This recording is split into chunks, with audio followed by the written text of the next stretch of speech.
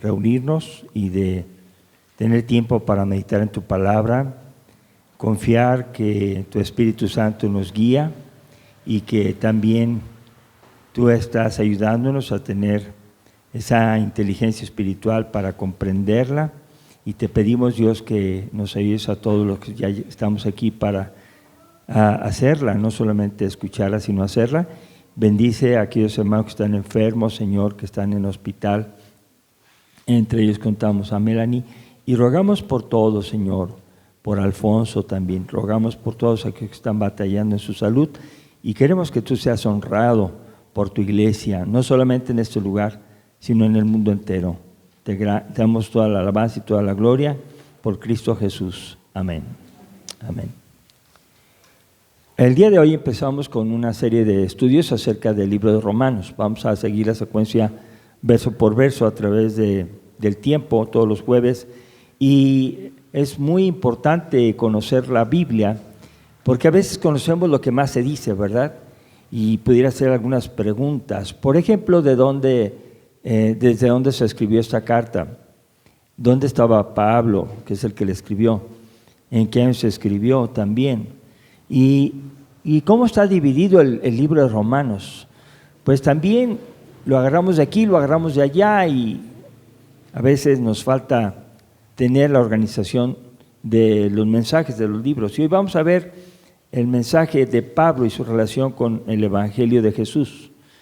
Y bueno, estaremos estudiando, como dije, esto semana con semana. Y curiosamente Romanos no es la primera carta que se escribió, Está los evangelios Mateo, Marcos, Lucas y Juan, luego sigue Hechos de los Apóstoles, y el siguiente que está ahí es Romanos, pero no es Romanos el que se escribió ahí. Entonces la pregunta es, ¿por qué está ahí si no es el primero? Pues por una razón muy sencilla. Porque el libro de Romanos es un libro que tiene enseñanzas muy importantes hacia toda la iglesia cristiana. Y por ese sentido lo dejaron ahí, por ese motivo. Entonces podemos ver que sus enseñanzas son muy importantes y hay que aprenderlas. ¿Cuándo se escribió? Entre los años 57 y 58 después de Jesucristo, o sea, en nuestra era. Y lo dividen en dos grandes partes. El libro de Romanos tiene 16 capítulos. 11, los primeros 11, son capítulos que tratan de la doctrina cristiana. Y los capítulos del 12 al 16 tratan de la práctica en la vida cristiana. O sea, hay 11 capítulos para aprender doctrina. Aunque Pablo es un hombre, ahorita vamos a estudiar, Dios lo inspiró y él fue el que nos enseña esto. Y un dato interesante que tenemos que saber es que Pablo no fundó la iglesia en Roma. Eso lo tenemos que saber. ¿Cuántos sabían que Pablo no había fundado la iglesia en Roma? Bueno, 2 personas. Muy bien. Tampoco Pablo visitó esa iglesia. No la visitó.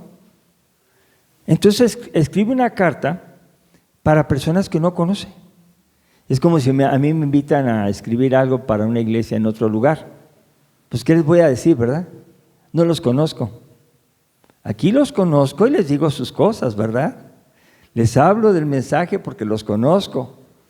Pero Pablo tenía que escribir enseñanza bíblica que fuera aplicable siempre. Información muy importante. Por eso, cuando uno va a una iglesia, pues obviamente que uno escucha el mensaje y dice, pues por algo lo está diciendo, ¿verdad? Claro que sí. Pero Pablo no tenía ese privilegio de haber fundado la iglesia ni tampoco haberla visitado en toda su vida. Entonces, ¿cómo surgió la iglesia? ¿Alguien me quiere decir? Los que están bien enterados, que revisan el internet y que dicen, a ver, aquí yo leo y veo el internet, 1 hora diaria. A ver, ¿cómo se formó esa iglesia? A ver, uno por uno, ¿Se dan cuenta que no es lo mismo estudiar la Biblia sistemáticamente que ver videos? No es lo mismo. Entonces, usted y yo nos tenemos que dedicar a estudiar la Biblia y a ver los comentarios. Es algo muy sencillo.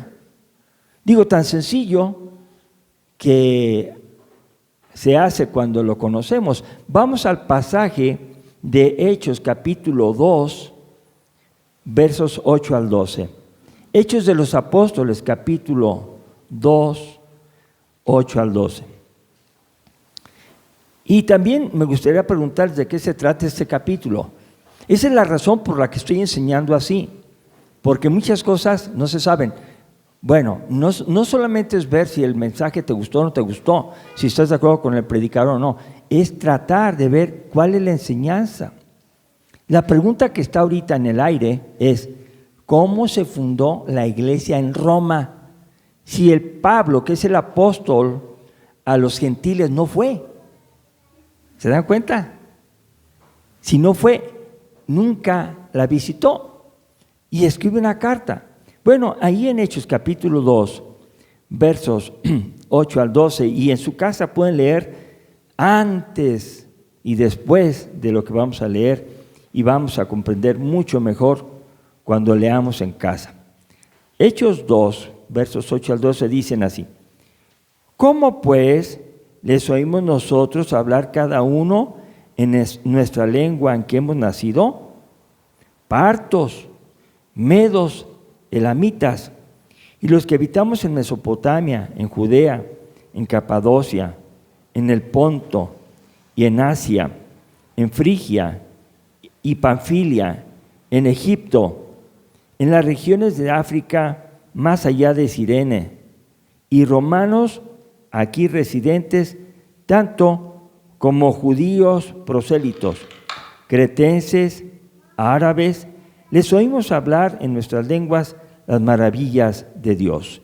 Y estaban todos atónitos y perplejos, diciéndose unos a otros: ¿qué quiere decir esto? Yo puedo ver aquí un pasaje completo. ¿Y vieron dónde aparece la palabra Roma? ¿En qué versículo aparece la palabra Roma? Romanos, verso 10. Y si se fijan ahí, dice Romas, aquí residentes, tanto judíos como prosélitos. ¿Qué estaban haciendo todas esas nacionalidades ahí? ¿Qué era lo que estaban haciendo?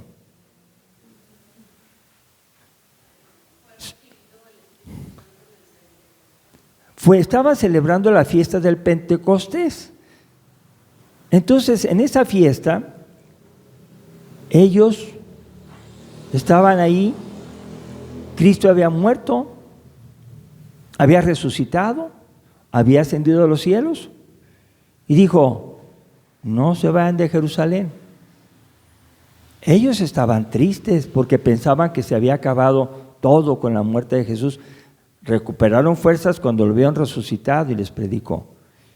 En ese momento, en ese capítulo se narra que el Espíritu Santo cayó del cielo como lenguas de fuego. ¿Qué quiere decir eso? Era la promesa del Evangelio, de Hechos 1:8. Pero recibiréis poder cuando haya venido sobre vosotros el Espíritu Santo. Y me seréis testigos en Jerusalén, Judea, Samaria, hasta el último de la tierra. Entonces bajó el Espíritu Santo y lo llenó de lenguas. Para algunos que han escuchado que hablan en lenguas, aquí en la Biblia se refiere a idiomas entendibles y que tienen traducción. O se puede entender el mensaje habiendo quien sepa ese idioma y lo traduce. Entonces eran idiomas. No era la buruca que se usa en algunas iglesias y que tiene que ver con soltar la lengua y hablar mucho, cosas que no se entienden ni tienen traducción. Bueno, vemos aquí que estaban en esa fiesta. Viene el Espíritu Santo y las personas se quedan maravillados que oían en su propio idioma el mensaje de Dios, las maravillas de Dios. Entonces esos romanos que vivían ahí, seguramente, que fueron ahí a celebrar la fiesta del Pentecostés, regresaron a su nación. Todos regresaron a su nación.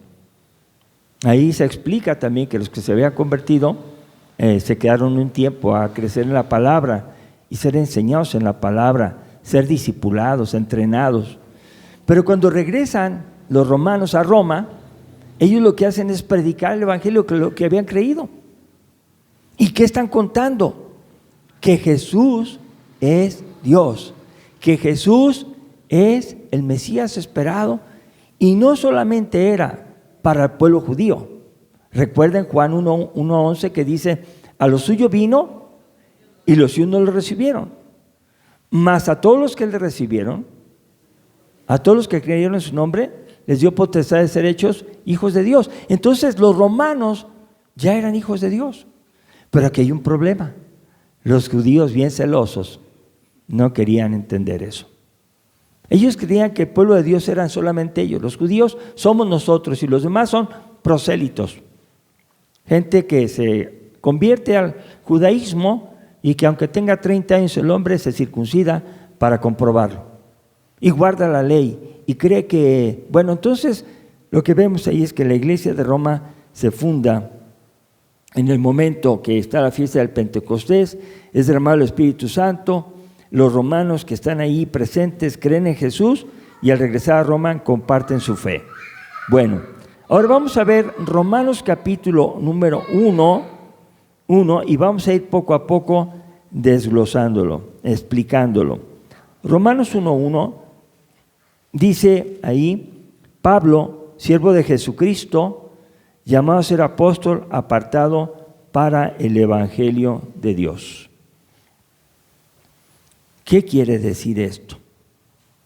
Fíjense, Pablo se presenta y en las cartas de la Biblia, las epístolas, primero se presenta el que le escribe y luego al último o después se dice a quién está dirigida. En nuestros tiempos, cuando nosotros escribimos una carta, primero decimos: hola fulano, ¿cómo estás? Después de saludarte y decirte que estés bien, paso a decirte lo siguiente. Pero primero se dicen a quién va y al final le ponen su nombre. La carta la escribió fulano, ¿verdad? En aquella cultura no era así. Primero se presenta a quien escribe: Pablo. Ahora, dice dos cosas que tiene él de función. Una, siervo de Jesucristo. Vamos a empezar con esa. Siervo significa esclavo. En griego la palabra es doulos. Jesús es el amo. Jesús manda. Ahora la iglesia está entendiendo que el apóstol Pablo, a quien todos admiramos y leemos sus cartas, él podía decir: soy esclavo, soy siervo. El grande es el Señor Jesucristo. No sé si ustedes se han fijado que la tendencia es a seguir hombres. Y lo digo con sinceridad, están anunciando una campaña de milagros y cosas maravillosas que van a suceder. Y luego ponen el nombre del pastor que viene. ¿Y Jesús dónde quedó? Y las personas que tienen necesidad de sanidad, de prosperidad, de esperanza, de gozo, van. Y si les va bonito, les va bien y se sienten maravillosamente bien, dicen: ¿cuándo va a volver a venir para traer a mi mamá que está bien mala y no pudo venir? Entonces tú dices: ah, caray, ¿el Espíritu Santo va a llegar cuando llegue esa persona? Y cuando Él se vaya, ¿ya no va a haber milagros? Y entonces uno tiene una diferencia con estas congregaciones y dice uno: gracias por la invitación, pero no voy a ir. Porque creo en el poder que Dios escucha, Dios contesta y Él hace su voluntad en mí. Y Él puede decir: ¿Queda sano o continúa? Porque yo voy a hacer un ministerio contigo y te voy a quitar lo bravucón, te voy a quitar los defectos que tiene a través del sufrimiento. Yo voy a tratar contigo porque eres medio pesado y conmigo te voy a pulir. Y no es que Dios vino a sanar, sí, claro, pero Jesús no se dedicó a sanar a toda la multitud, se dedicó a sanar a unos cuantos para que fueran ejemplo de que Cristo le interesa más nuestra salvación espiritual que la física. Por eso, aunque Lázaro fue resucitado, antes tuvo que morir. Y estaban desesperadas las hermanas. Lo que puedo ver aquí es que lo que dice la palabra, dice aquí, Pablo, siervo de Jesucristo, quiere decir que refleja humildad. ¿Qué podemos aprender? ¿Yo soy humilde? ¿O me siento muy superdotado y conocedor de la palabra y veo chiquitos a los que no saben qué significa Daniel 7, qué significa Apocalipsis y los cuernos? Yo sí sé, pobrecitos de ustedes, eso es pecado, hermano. Pablo, el conocedor de todo el Antiguo Testamento, perfectamente bien, él dice siervo de Jesucristo, refleja humildad.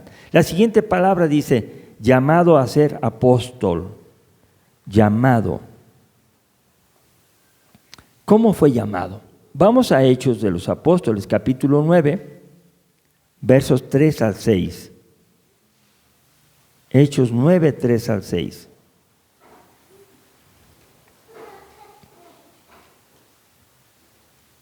Y voy a solamente leer, a recordar. Mas yendo por el camino, aconteció que al llegar cerca de Damasco, repentinamente le rodeó un resplandor de luz del cielo, y cayendo en tierra oyó una voz que le decía: Saulo, Saulo, ¿por qué me persigues? Él dijo: ¿quién eres, Señor? Y le dijo: yo soy Jesús, a quien tú persigues. Dura cosa te es dar coces contra el aguijón. Él, temblando y temeroso, dijo: Señor, ¿qué quieres que yo haga? El Señor le dijo: levántate y entra en la ciudad y se te dirá lo que debes hacer. Su vida fue cambiada. Él organizaba la persecución. Él pedía cartas y andaba tras los que se decían cristianos porque él no creía en Jesús y creía que todos los demás eran malos. Si no eran judíos, eran lo peor. Pero como el cristianismo estaba creciendo y creciendo y creciendo, entonces ya están bien enojados. Y Pablo tiene que llegar a convertirse. Esa palabra conversión significa transformarse. Entonces, cuando una persona se dice cristiana, tiene que tener un antes y un cómo sucedió y un después, cómo vive ahora. Entonces los cristianos no debemos ser lo mismo. El apóstol Pablo, de ser perseguidor, se vuelve perseguido. Y él dice en Gálatas 1:1 también para confirmar, dice Pablo, apóstol, fíjense lo que dice, no de hombres ni por hombres, sino por Jesucristo y por Dios el Padre que lo resucitó de los muertos. Pablo está seguro de que él fue llamado para ser apóstol, para ser enviado, para predicar el Evangelio. ¿Qué significa ahora? Si lo otro era humildad, apóstol significa autoridad, dignidad y tener privilegios.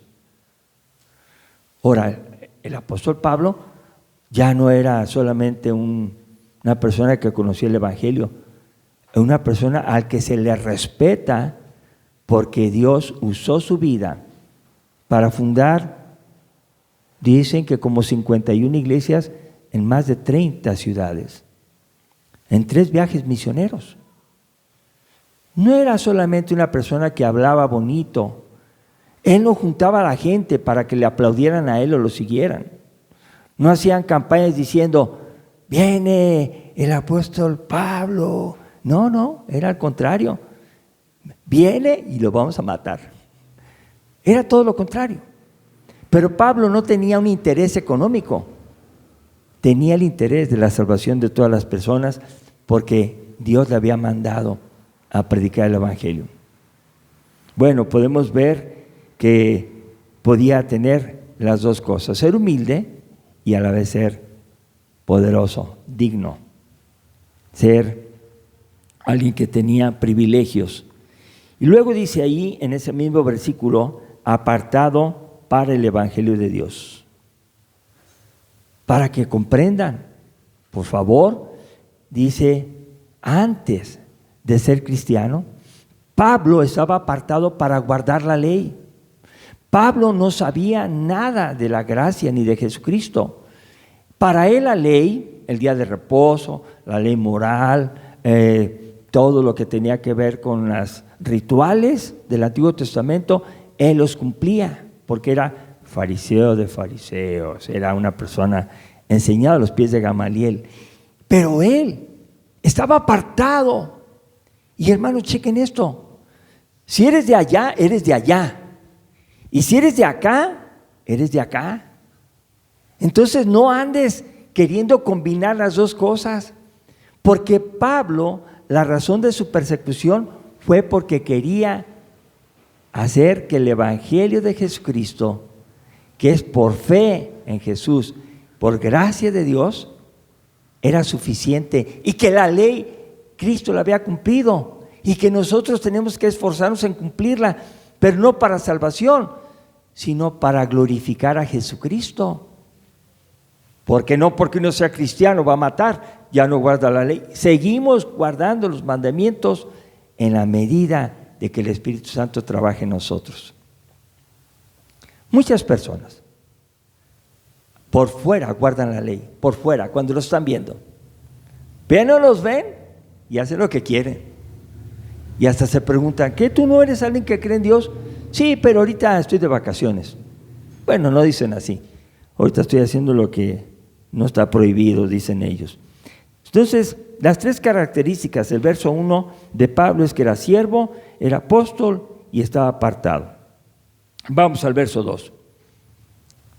Que él había prometido antes, se refiere a Dios, porque dice para el evangelio de Dios, no, que Dios había prometido antes por sus profetas en las santas escrituras. Bueno, de Cristo se habla en toda la Biblia. Desde en el Génesis capítulo 3, verso 14, empieza ahí a decirse que Cristo va a aplastar la cabeza de la serpiente. Es el primer evangelio de victoria, aunque no se dice la palabra Jesús, pero Jesús la cumplió, porque derrotó a la muerte cuando Él murió, resucitó. Entonces le aplastó la cabeza al diablo. Muy bien, pero vamos a ver aquí Daniel 7:13. Dios había prometido buenas noticias para un mundo perdido, y esas buenas noticias es Jesús. Daniel 7:13, miraba yo en la visión de la noche y aquí he aquí con las nubes del cielo venía uno como un hijo de hombre, ahí se refiere a Jesús, que vino hasta el anciano de días y le hicieron acercarse delante de él. Dice uno, ¿cómo? Sí, hay que leer. Y allí está anunciado el verso 14, y le fue dado dominio a ese hijo de hombre, gloria y reino, para que todos los pueblos, naciones y lenguas le sirvieran. Su dominio es como dominio eterno que nunca pasará, y su reino uno que no será destruido. Es Jesús. Es Jesús. Mateo capítulo 28, verso 18 dice, toda potestad me es dada en el cielo y en la tierra. Y ahí dice, le fue dado dominio, gloria y reino. Jesús es el Rey de reyes y Señor de señores. ¿Se fijan? Qué emocionante saber que hemos creído en el Rey de reyes y Señor de señores. Bueno, podemos continuar. viendo Isaías 53, 3 al 6. Despreciado y desechado entre los hombres, varón de dolores, experimentado en quebrantos y como que escondimos de él el rostro, fue menospreciado y no lo estimamos. Isaías antes de Cristo. Ciertamente llevó él nuestras enfermedades y sufrió nuestros dolores, y nosotros le tuvimos por azotado, por herido de Dios y abatido. Mas él herido fue por nuestras rebeliones, molido por nuestros pecados. El castigo de nuestra paz fue sobre él, y por su llaga fuimos todos nosotros curados. Todos nosotros nos descarriamos como ovejas, cada uno se apartó por su camino, mas Jehová cargó en él el pecado de todos nosotros. ¿A quién se refiere? A Jesús. El profeta, varios siglos antes, estaba diciendo que Jesús era el prometido, eran las buenas noticias. Entonces estamos viendo que Pablo entendía bien quién era Jesús. También vemos que Jesús es del linaje de David. Y no lo anoté, pero vamos a ver Mateo 1:1. Con ese y el que está ahí, Mateo 1:1, vamos a ver si Jesús es del linaje de David. Mateo 1:1 dice, libro de la genealogía ¿de quién? ¿Hijo de quién? ¿Se fijan? O sea, está bien claro. Entonces, ¿qué está pasando aquí? Si tú conoces a Jesús, lo que tienes que entender en la Biblia es que no tienes por qué estar volteando a Elías, a Moisés, a Juan Pérez. No tenemos por qué estar buscando otra doctrina, sino seguir a Jesús. Él dice en su palabra, cuando se transfiguró, que se oyó una voz del cielo que dice, este es mi Hijo amado, a él oíd. ¿A quién tenemos que seguir? Entonces, cuando alguien les quiere enseñar otra enseñanza diferente acerca de que esto y que el otro y que el otro, y a Jesús lo están haciendo chiquito, como les dije al principio, ¿verdad? Ni se menciona. Aléjate de ahí. Da pena, más pena va a estar en el infierno si no te atreves a defender el testimonio de Jesús, decir, para mí Jesús es el Señor y Salvador y solamente le doy la gloria y la honra. Bueno, puedo ver yo aquí que si es del linaje de David. Versículo 4, que fue declarado Hijo de Dios con poder, según el Espíritu de Santidad, por la resurrección de entre los muertos. 1 Corintios 15, 3 y 4. Ahí ya lo está diciendo, fue declarado con poder Hijo de Dios. Entonces, Jesús no solamente era un hijo adoptivo de un carpintero llamado José, ellos no sabían que no había sido el papá.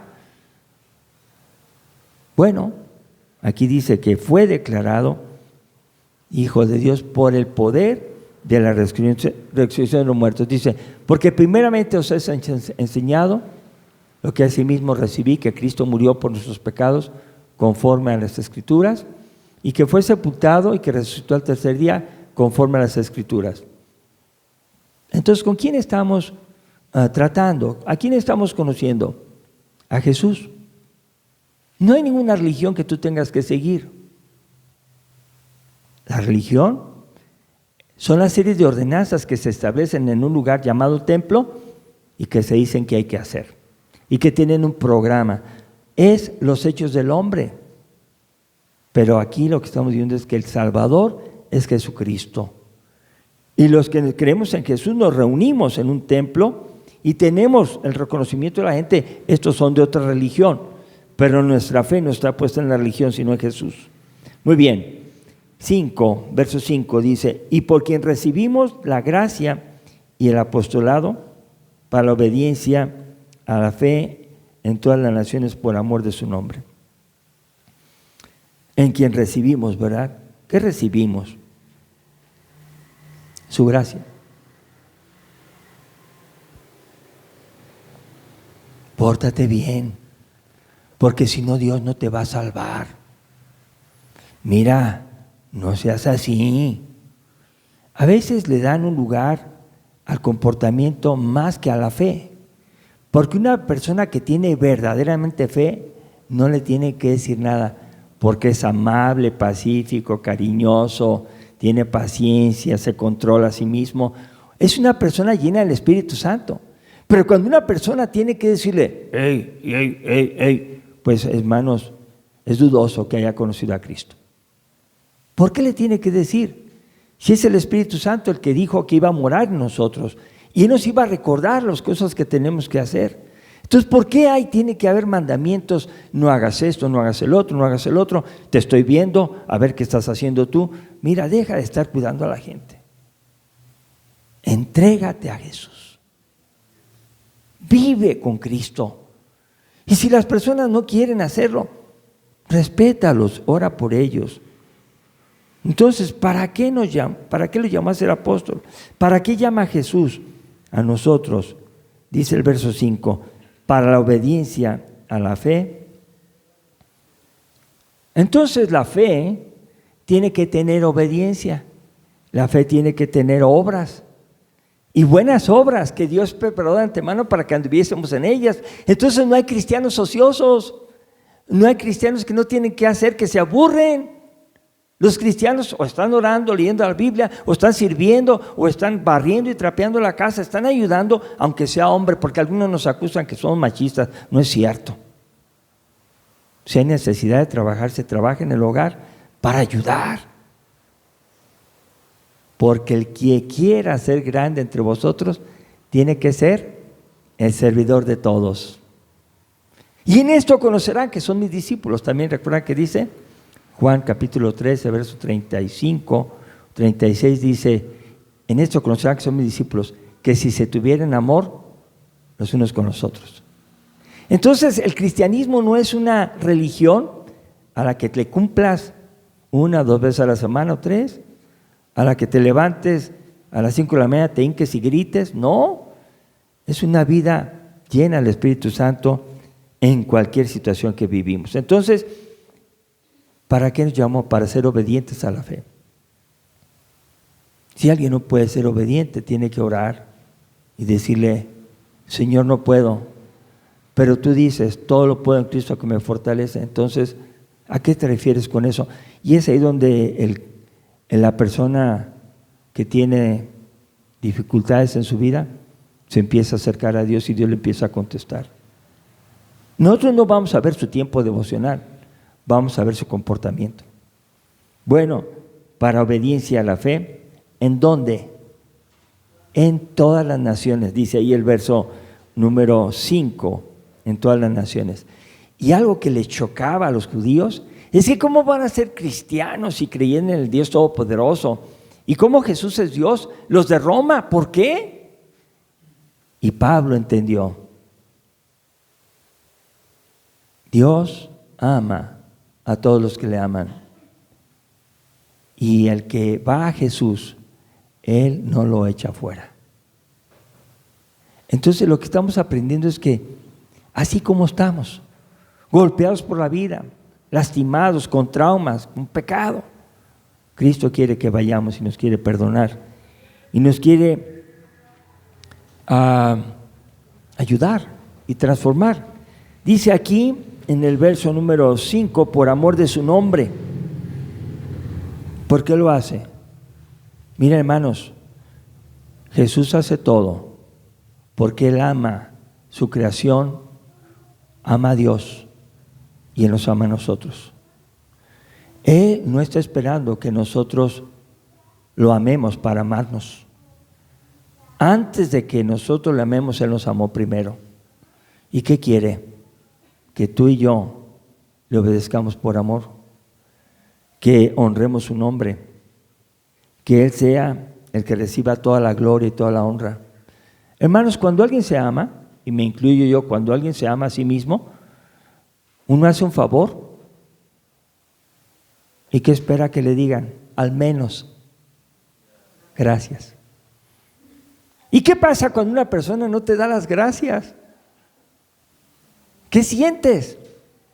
¿Tienes deseos de regalarle otra vez? No. Y Dios no es así. Dios nos ama a pesar de que no le amamos. Y por eso hay muchas personas no cristianas todavía, Pero Pablo estaba escribiendo a los cristianos de Roma que todo lo que hicieran fuera por amor de su nombre, por respetar su nombre, por honrarlo a Él. Ni la evangelización, ni la alabanza, ni la predicación de la palabra, ni el dar ofrendas debe causarnos alegría, sino que Cristo Jesús hizo posible nuestra entrada al cielo por su sacrificio en la cruz. Eso lo amamos y honramos su nombre y a Él le damos la gloria. Y lo demás lo hacemos porque Dios quiere que lo hagamos. Lo disfrutamos, pero primeramente Cristo. Versículo 6. Dice, para la obediencia de la fe en todas las naciones, por amor de su nombre, entre las cuales Roma estáis también ustedes, vosotros, llamados a ser de Jesucristo. Entonces yo puedo ver aquí que no importa de qué nacionalidad seas, no importa si a la gente le parece o no le parece, Dios te ama. Hubo luchas en muchos países con la esclavitud y los esclavos eran generalmente personas de color, de piel de color, y esos eran los que eran abusados. Pero ¿sabe una cosa? Dios no quiere eso. Tan vale una persona como vale otra, porque Él murió por todos y no hizo acepción de personas. Conclusión. Voy a parafrasear el resumen que hace John Stott en su comentario Romanos. Jesús es la buena noticia de Dios. Jesús está en las Escrituras. Jesús es la salvación para todas las naciones. Nosotros vamos a manifestar obediencia de la fe. Y todo lo que vamos a hacer es por amor a Jesucristo. Amén. Entonces vamos a orar para tener esa cercanía con Dios y valorar, hermanos, que si usted se cansa, Cristo se cansó más. Si usted sufre, Cristo sufrió más. Si usted ofrenda, Cristo ofrendó más. Si usted sirve, Cristo sirvió más. ¿Qué hay que hacer? Ser como Cristo. Amén. Vamos a orar. Dios, te damos gracias por tu palabra, Señor, que empezamos ahora a revisar más y más de cerca Romanos. Te pedimos, Dios, que ese mensaje llegue a nuestro corazón y que podamos vivirlo y compartirlo a otros. Te lo suplicamos en el nombre de Jesucristo, nuestro amado Señor y Salvador. Amén.